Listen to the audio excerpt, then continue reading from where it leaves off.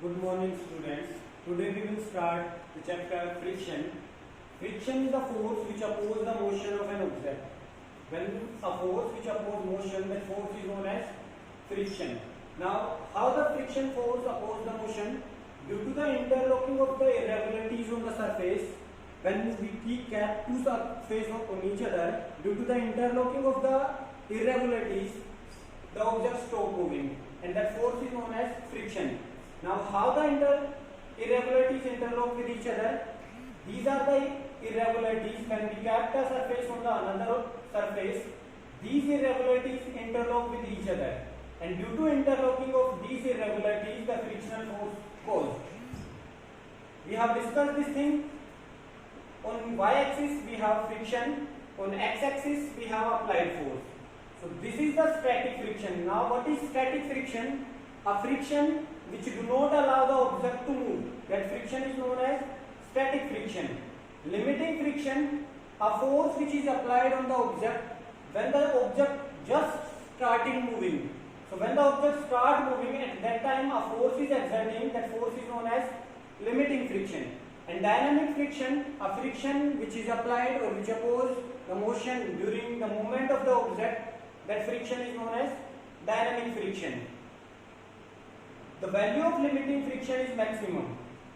So to start an object from rest, we have to apply the maximum force. After starting, the value of applied force reduced. So limiting force has maximum value. Now the factors affecting friction. We will discuss about the factors which will affect friction. First, it depends on the nature of surface. If the surface is irregular, then the object will exert more friction. If the surface is smooth, then the object will exert less friction. Second, it depends on the weight. It means if the object is heavier, then we will require more force to push that object. But if the object is lighter, then we can push that object easily. So it depends on the weight. About this we have discussed formula of frictional force. Frictional force is equal to mu into normal force. And this normal force is equal to mass into gravity, or it is also known as weight. Weight is also a force, so its unit is Newton. The unit of mass is kilogram and the unit of gravity is meter per second square. So according to this point, it depends on the weight. So frictional force is equal to mu into normal force, and that normal force is equal to weight. So it depends on the weight. Third, it depends on the area of contact. If we roll a ball on the surface, it covers more distance. If we roll or if we slide a rectangular or cuboid box on the surface, it will cover less distance.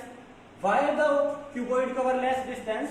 Because the area of contact is more in cuboid and area of contact is less in ball. So it depends on the area of contact also. If the area of contact is more, then the value of frictional force will be high. If the area of contact will be less, then the value of frictional force will be less. So frictional force is directly proportional to area. If the value of a contact of area is more, then frictional force will more. If the area will be less, then frictional force will be less. So these are the factors which affect friction.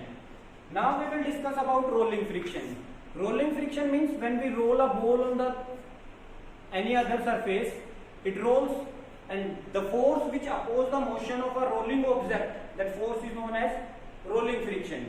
When a force which opposes the motion of a rolling object, suppose a ball rolls on the ground, so that ball stops after some time. That ball stops due to the rolling friction. So when the object rolls on the another object, it stops only due to rolling friction. Now we will discuss about the effects of friction. What are the effects of friction? First effect, friction opposes motion. We have discussed this point in the definition. Friction opposes motion. When the object is moving, only in that case frictional force is applied. So it opposes the motion.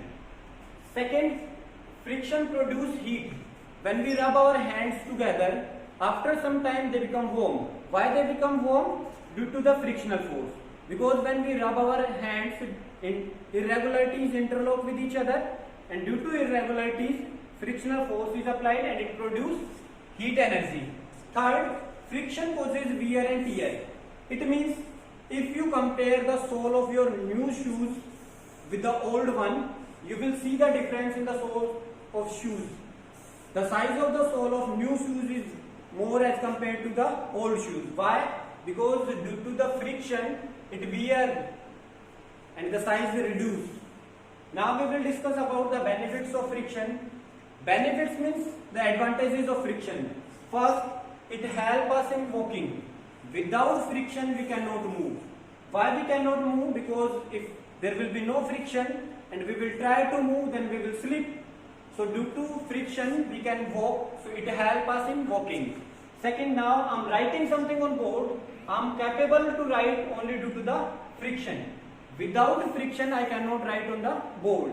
Similarly, you cannot write in your notebook without friction.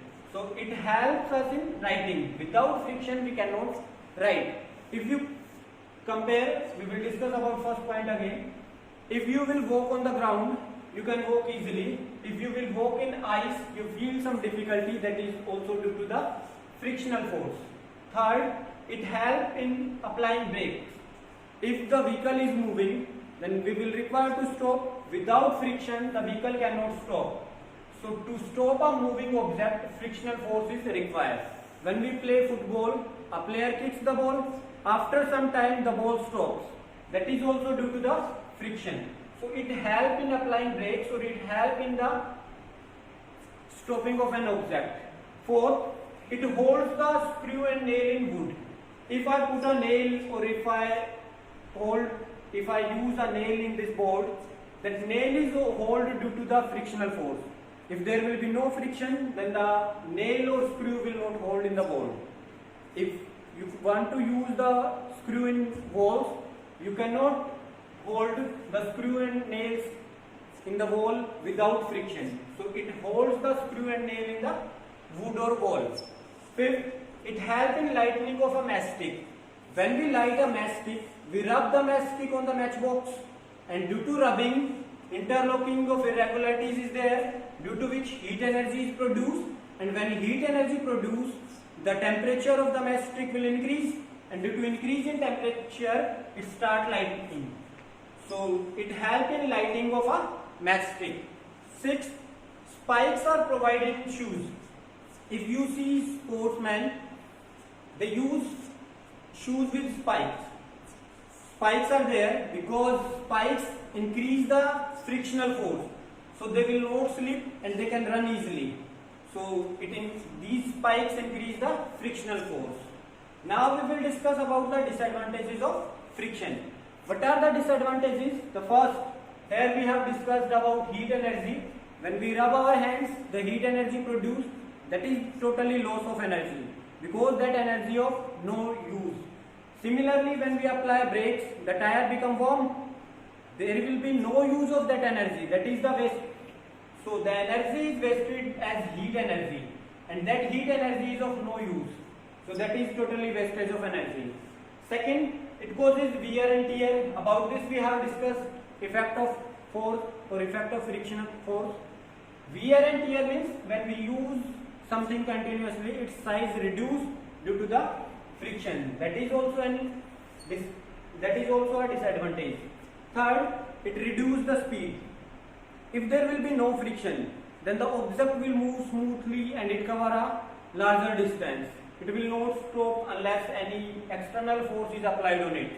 So to stop an object, we require frictional force. So if frictional force is applied, then it will reduce the speed of an object. Thank you.